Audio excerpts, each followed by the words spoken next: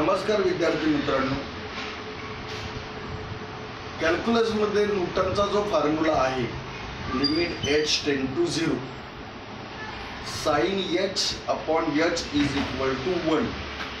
आता हा जो फॉर्म्युला आहे का नाही, हा कॅल्क्युलसचा फॉर्म्युला आहे. न्यूटनने डिराईव्ह केलेला आहे, लायब्निझने पण डिराईव्ह केलेला असेल, कारण का कॅल्क्युलसचे जनक दोघांनाही मानलं जातं. तर मी स्वतः न्यूटनला कॅल्क्युलसचा जनक मानतो, पण लायब्निझ पण आहे.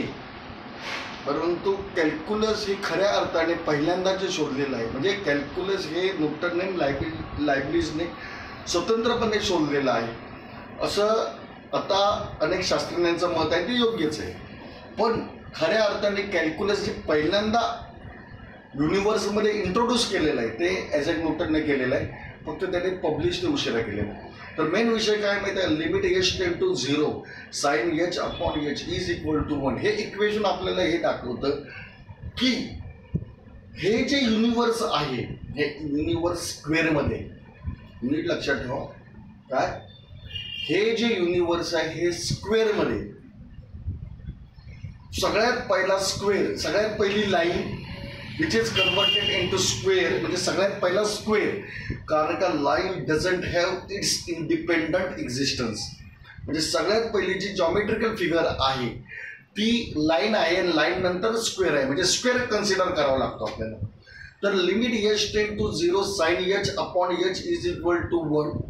हे जे कॅल्क्युलसमधलं हा जो फॉर्म्युला आहे, बेसिक फॉर्म्युला आहे, सगळ्यात कॅल्क्युलस आहे, इंटायर कॅल्क्युलस या फॉर्म्युल्यावर डिपेंड आहे. इंटायर कॅल्क्युलस हे कशावर डिपेंड आहे, या फॉर्म्युल्यावर डिपेंड आहे. आणि ते म्हणजे ॲब्सोल्युटली करेक्ट फॉर्म्युला आहे. कळालं का नाही? It is the greatest gift of Newton to the entire universe की हा फॉर्म्युला आपण शोधू शकलेला आहे. आपण म्हणजे ॲझॅक न्यूटनने शोधलेलं आहे. तर limit h tend to 0 sin h upon h is equal to 1. हे जे इक्वेशन आहे हे इक्वेशन आपल्याला हे दाखवतं की हे जे युनिव्हर्स आहे हे स्क्वेअरमध्ये, आपल्याला या इक्वेशननुसार हे मान्य करायलाच पाहिजे की हे जे युनिव्हर्स आहे हे स्क्वेअरमध्ये. तर याच्याविषयीचं जे संशोधन आहे ते माझं जे पुस्तक आहे Newton's laws of motion must be modified, त्याचं नावसुद्धा मी आता मॉडिफाईड केलेलं आहे.